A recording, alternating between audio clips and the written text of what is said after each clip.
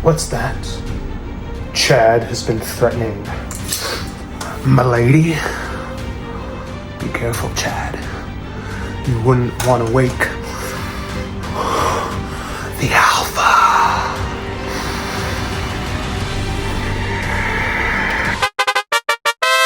The Green Knight! Greetings, fellow internet adventurers. Welcome to my channel. I am the Green Knight.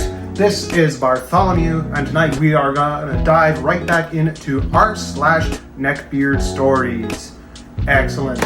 Now, just a reminder, disclaimer, neckbeards are nasty, filthy, and gross, and they can do some nasty, filthy, gross things. If any of the behavior makes you uncomfortable, feel free to come back in the next video, and hopefully we'll be covering something a little lighter. That being said, I want to jump right into the stories right after a message from our sponsors. I don't have any sponsors, but if someone did want to sponsor me, that would be awesome. That would be really great. Someone, please sponsor me. Really, I'm a huge sellout. Look, you can have this for free. Ah, yes, truly a wonderful, amazing product that I use every single day. Now, on to the stories. Bartholomew, what have you got for me today?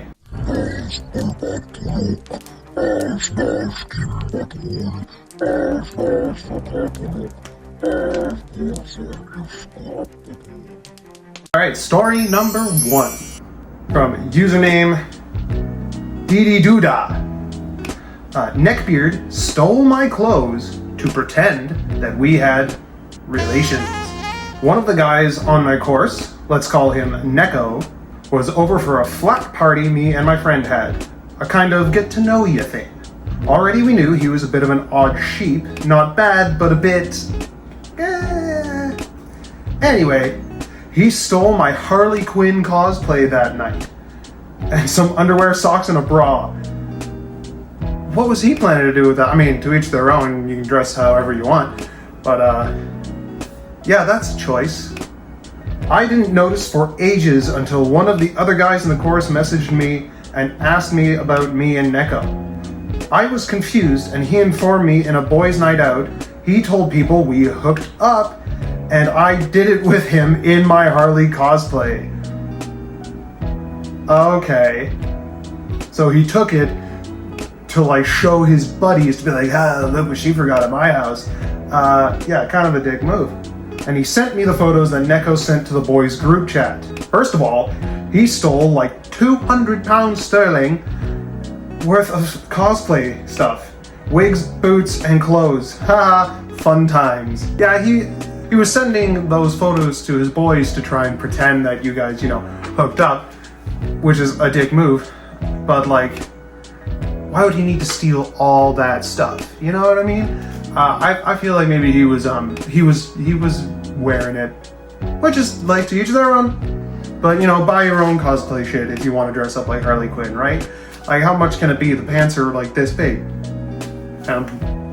Every Spirit Halloween has Harley cosplay because every basic white girl wants to be Harley. Let's see what the comments have to say. If this has been recent, police report now. Yeah, there you go. You stole your shit. I used to cosplay, and you're right, this stuff isn't cheap. Yeah, if you want to get like really good stuff, it can be expensive, or you have to make it yourself.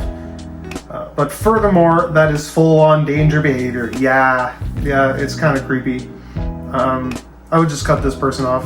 Like, if they don't give your stuff back, call the police.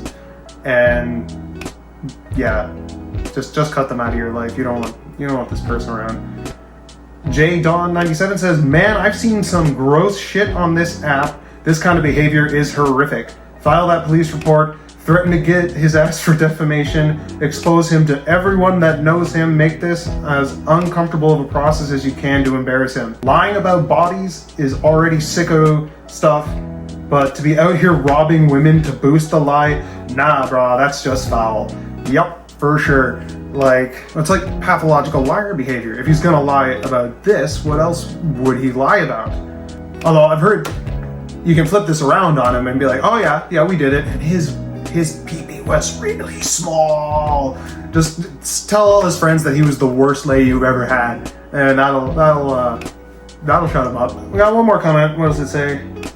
The fact that he took the wig makes me believe he wanted the outfit for himself. Exactly, that's what I said. And he had the hookup lie in the chamber as a defense. Yeah, you were just a beard. If he was that comfortable doing this to a stranger, I wonder what he does to victims he sees every day. I'm so sorry this happened. Yeah, that's kind of what I was thinking. Like, if he's lying about this with a stranger, what kind of lies does he tell his friends and people in his life? This guy is dangerous. Please file a report to the police. If he leaves you alone, this incident could help prove a pattern of behavior when he offends next. Yeah, exactly. Like, even if they can't do anything about it right now, if he does more stuff in the future, it just looks bad on him.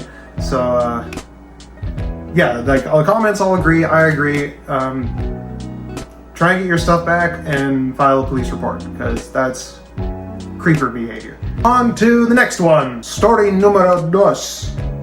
Number 2. Username Chinese neckbait. Uh-oh. This person is self-aware. You should never give someone a chance if you don't want to.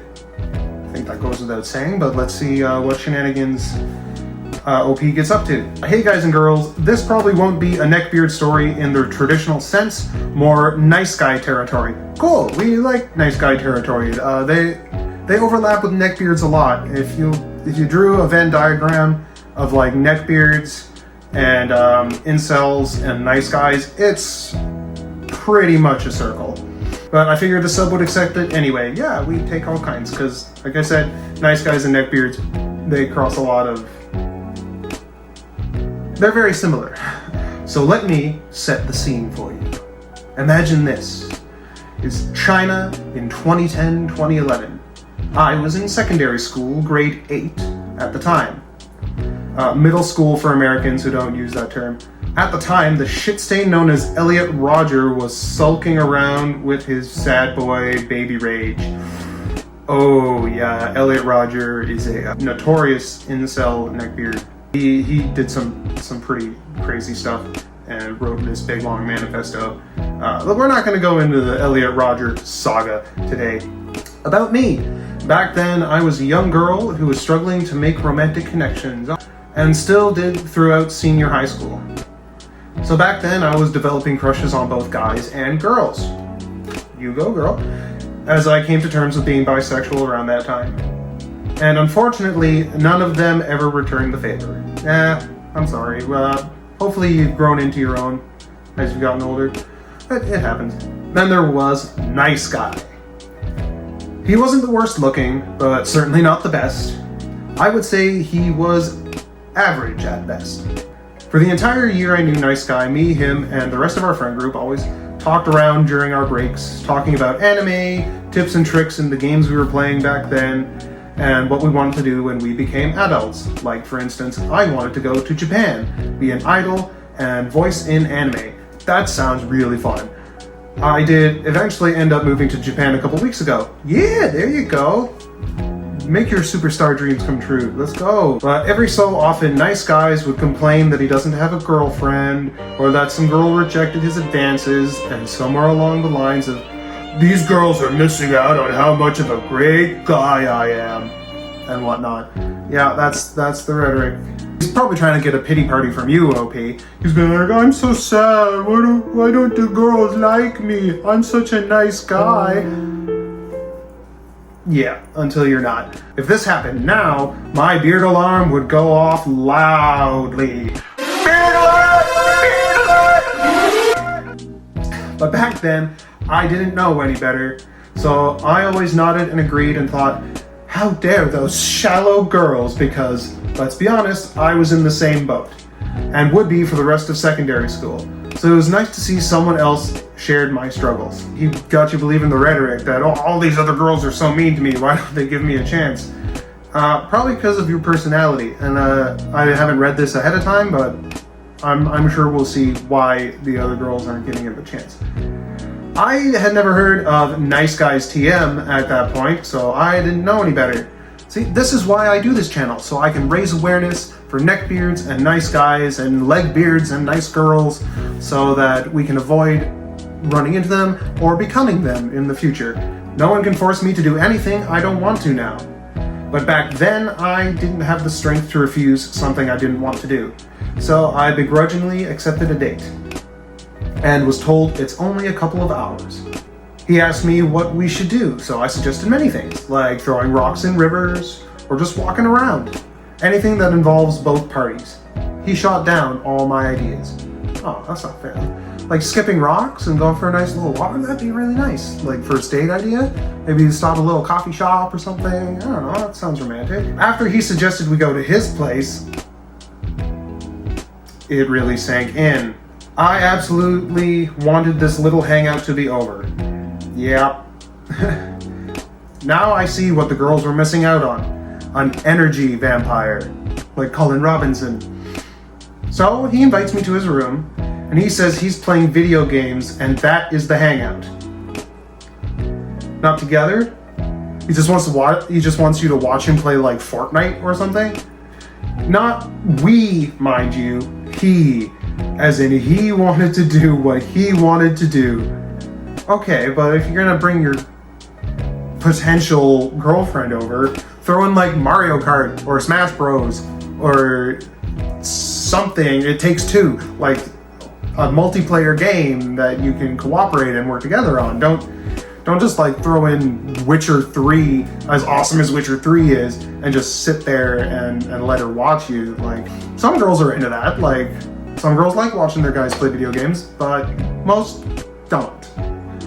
Most like to be included at least. I tried to initiate conversations, but he gave me one-word answers and such. Like I even wanted to be there in the first place. I asked if there were any two-player games, and he said, not really. I knew the next 2 hours would be painful. Yeah.